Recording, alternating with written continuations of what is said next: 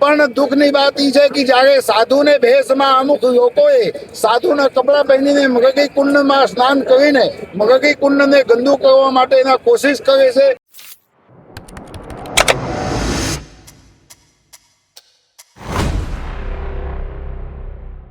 જૂનાગઢ મહાશિવરાત્રિના મેળામાં મૃગી કુંડમાં સ્નાન કર્યા બાદ કીર્તિ પટેલનો વધુ એક વિડીયો વાયરલ થયો છે. વિડીયોમાં કીર્તિ પટેલ મહિલા પોલીસ કર્મીને તુકારા સાથે વાત કરતી અને દાદાગીરી કરતી નજરે પડે છે. કીર્તિ પટેલ તુકારા સાથે વાત કરે છે અને મહિલા પોલીસ કર્મીને કહે છે, જતા રહો, હું કોઈ આરોપી નથી. કીર્તિ પટેલની વાત કરીએ તો જૂનાગઢમાં મહાશિવરાત્રિનું પર્વ ચાલી રહ્યું હતું. આ મેળા દરમિયાન છેલ્લો દિવસ જ્યારે હતો ત્યારે રવેડી બાદ નાગા સાધુ સંતોની રવેડી બાદ જ્યારે તેમને મૃગીકુંડમાં સ્નાન કરવાનું હોય છે, આ મૃગીકુંડમાં માત્ર સાધુ સંતો જ સ્નાન કરતા હોય છે. આ મૃગીકુંડમાં ભગવા કપડાં સાથે કીર્તિ પટેલ ત્યાં પહોંચી જાય છે અને મૃગીકુંડમાં ડૂબકી લગાડતા સાધુ સંતોમાં અત્યારે રોષની લાગણી છે. ત્યારે જ્યારે મૃગીકુંડમાંથી તેને બહાર કરવાનો પ્રયાસ કરવામાં આવે છે તંત્ર દ્વારા, ત્યારે પોલીસ કર્મી સાથે કીર્તિ પટેલ દાદાગીરી કરતી નજરે પડે છે.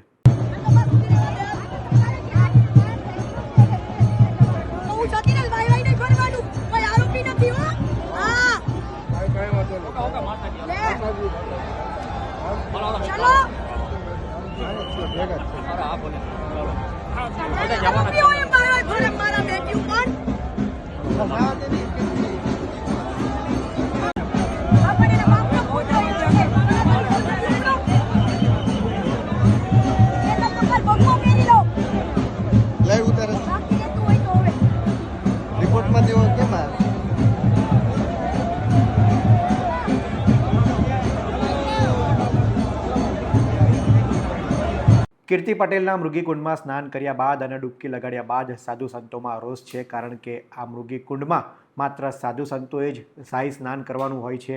ત્યારે આને લઈને સાધુ સંતોની પણ પ્રતિક્રિયા અત્યારે સામે આવી રહી છે. આજે જ્યારે મહાશિવરાત્રિ પર્વના મેળા યોજાયું, મેળાના અંતિમ દિવસે જ્યારે સાધુ સંતોની રવેડી નીકળે છે, એ રવેડી પછી જ્યારે મગગી કુંડમાં સાધુ સંતોએ સ્નાન કરે છે અને સરકાર શ્રી જ્યારે અર્ધકુંભ જાહેર કર્યા છે, અર્ધકુંભની અંદર ખૂબ સારી તંત્રે વ્યવસ્થા કર્યા છે અને જ્યારે રવેડીના રૂટ પણ 500 મીટરના વધારવામાં આવ્યા છે અને એ રવેડીના રૂટ પૂરું કર્યા પછી સાધુ સંતોએ મગગી કુંડમાં સ્નાન કરે છે. પણ દુઃખની વાત એ છે કે જ્યારે સાધુને ભેષમાં અમુક લોકોએ સાધુના કપડાં પહેરીને મગગી કુંડમાં સ્નાન કરીને મગગી કુંડને ગંદુ કરવા માટેના કોશિશ કરે છે, ત્યારે બહુ દુઃખ થાય છે. પણ હું તંત્રને સાધુવાદ આપીશ કે આ વખતે સાધુ સંતોને ભેષમાં જે અમુક લોકોએ આવ્યા હતા, તંત્રે એને પકડીને બહાર કાઢ્યા છે અને જ્યારે મહાશિવરાત્રિના પર્વ હોય અને એ મહાશિવરાત્રિને પર્વની અંદર જે પણ શ્રદ્ધાળુઓ આવ્યા હોય, જે પણ ભક્તો આવ્યા હોય, બધાની મનોકામના પૂર્ણ થાય એવું હું અહીંયાથી ભગવાન ભોળાનાથને ચરણોમાં પ્રાર્થના કરું છું.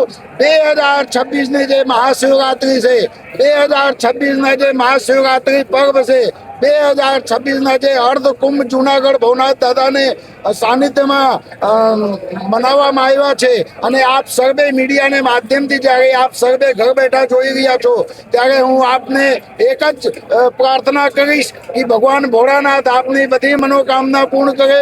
કીર્તિ પટેલ જ્યારે મૃગીકુંડ સુધી પહોંચે છે ત્યારે તેની સાથે અન્ય 1-2 સાધુ પણ નજરે પડે છે. આ સાધુના સાથ અને સહકારથી જ કીર્તિ પટેલે મૃગીકુંડ સુધી પહોંચે છે અને મૃગીકુંડમાં જ્યારે તે ડૂબકી લગાડે છે ત્યારે પણ તેની નજીક 1-2 સાધુ રહેલા છે. એટલે કે આ સાધુના સાથ અને સહકારથી જ કીર્તિ પટેલ એ મૃગીકુંડમાં ડૂબકી લગાડવામાં સફળતા મેળવે છે. ત્યારબાદ જાણે પોલીસ તેને રોકે છે, તંત્ર વહીવટ દ્વારા પણ આને લઈને નિર્ણય કરવામાં આવ્યો છે કે જો સાધુ સંતોની લાગણી દુભાઈ હોય અને સાધુ સંતો કહેશે તો કીર્તિ પટેલ વિરુદ્ધ ચોક્કસ કાર્યવાહી થશે. ત્યારે સાંભળીએ આ બાબતે તંત્રના અધિકારીઓએ શું કહ્યું. તંત્રના ધ્યાનમાં એવું છે કે મહાશિવરાત્રિમાં શાહી સ્નાન હતું, એ દરમિયાન ગેટ ઉપર સાધુ સંતોની ખૂબ મોટી સંખ્યા હતી અને પોલીસ દ્વારા જે રેસ્ક્યુ થતું હતું તેમાં ગેટ ઉપર ખૂબ પ્રેશર આવતા અને લોકોનો એકદમ પ્રસારો થતા છમ્મવેશે સાધુના સ્વરૂપમાં કીર્તિ પટેલ છે એ એકદમ અસલ સાધુનો વેશ ધારણ કરી અને સાધુ સંતોની વચ્ચે ઘૂસી જાય છે અને કુંડમાં સ્નાન કરવા માટે આવી હતી. આ બાબતે સાધુ સંતોએ તંત્રનું ધ્યાન દોરતા તાત્કાલિક ધોરણે પોલીસ દ્વારા એને દૂર કરવામાં આવેલી હતી. સર ફરિયાદ કે કાર્યવાહી કરતા સર ધરપકડ કે કંઈ આ બાબતે સાધુ સંતો છે એમને નીતિ નિયમો બાબતે ચર્ચા કરવામાં આવશે અને જો આ બાબતમાં કોઈ પણ ગેરકાયદેસર કૃત્ય બનતું હશે અથવા તો કોઈ ધાર્મિક લાગણી દુભાવવાની બાબત પણ હશે તો આ બાબતે ચોક્કસથી કાર્યવાહી કરવામાં આવશે. કીર્તિ પટેલના મૃગીકુંડમાં ડૂબકીને લઈને હવે તેના પર શું કાર્યવાહી થાય છે તે જોવું રહ્યું.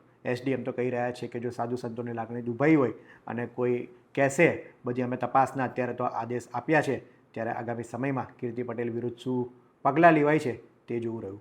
આપ આ અંગે શું માની રહ્યા છો તે અમને કોમેન્ટમાં જરૂર જણાવશો. આવા જ ઇન્ફોર્મેટિવ વિડીયો માટે વીટી પંચાયત જોતા રહો. ધન્યવાદ.